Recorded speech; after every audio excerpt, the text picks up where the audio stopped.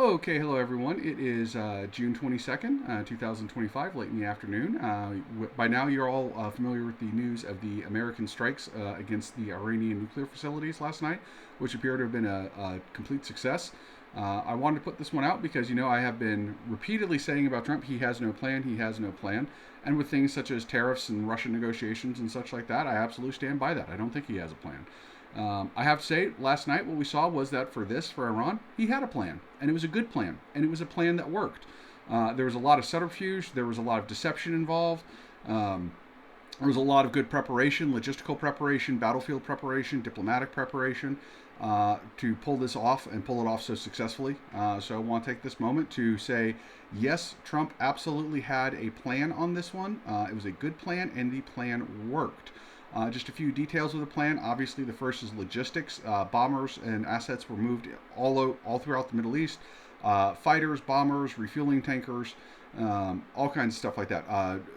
Aircraft carriers, their battle groups, things of that nature. Another part of the plan was the subterfuge and the deception. There was a lot of, I don't know if I'm going to bomb, maybe I'm going to bomb, maybe I'm not going to bomb. There's a lot of leaks and countervailing leaks coming out of the White House. One leak would say we were going to, the next leak would say we weren't. Definitely made it, probably kept the Iranians very much off base. The Another part of that was that we had the B-2 bombers fly to Guam. And of course, everybody thought, including myself, that is where the strikes would originate from. They would either originate from there or from Diego Garcia, because that's where we had stationed forward positioned strike aircraft. And instead, the strike actually came from Missouri. So very, very good deception by the Trump administration. Another part, I did logistics, I did deception, was diplomatic preparation. The case was made. The reasons were stated, and it really helped that the IAEA censured Iran just a week and a half ago or something like that, basically saying, yeah, they have an active nuclear weapons program. Very good prep. Obviously, the Trump administration did not do this alone. There was a lot of assistance from the Israelis, a lot. Apparently, the Israelis even took out Iranian air defense to help clear the way for the American strikes.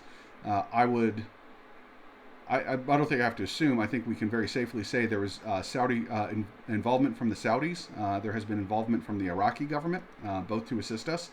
I would not be surprised if the British at least were involved. I do not know that. I have no evidence of that, but just usually when we do this, we have some assistance from the British. Even if it's just simply a question of them helping out with a radar installation or something like that. But, again, this is definitely not something that was done by the Trump administration alone, but it was something that was done very well by this administration, as well as the other governments and militaries involved. The Israeli participation obviously has been magnificent. So I want to put that out and say congratulations to the Trump administration and good job. I am very, very happy that they had a plan, that it was a good plan, and that it was a well-executed plan. I've been following this topic for decades. I'm very familiar with Iran's efforts to obtain nuclear weaponry. It is something I am very glad to see being dealt with decisively. I was not a fan of the Obama agreement. I very much supported Trump when he pulled out of it and put very broad sanctions on Iran. I thought that was a very good decision. And I very much support his decision to order these strikes. I'm frequently critical of him, and I'm going to continue to be critical of him. I do not think he's a good president at all. But on this particular topic, I think he nailed it. And I think credit is, give credit where credit is due. And credit is most definitely due here. So, okay, that's my video. I hope everyone's having a good day. And by the way, if you're worried about the Strait of Hormuz being closed, I would point out that if the Iranian Navy does that, the Israeli Air Force by themselves can basically sink their whole Navy. This is without involvement from the Americans. If the Americans get involved, at that point, it's not just a question of sinking the Navy, it's just a question of how quickly can it be done. So it's one, and by the way, China gets something like half of all of China's oil comes through the Strait of Hormuz. So if Iran closes that, China's going to be in a lot of trouble. Now, granted, they have a strategic oil reserve like we do, and it's not like they crash overnight or anything.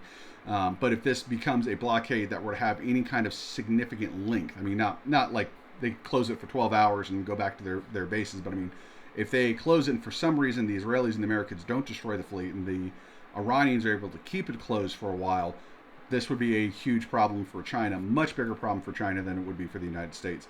Would definitely be bad for Europe.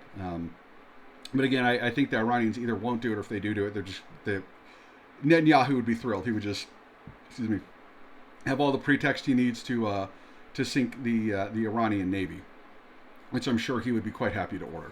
But either way, kudos to the Trump administration, and I hope everyone's having a good day. Bye-bye.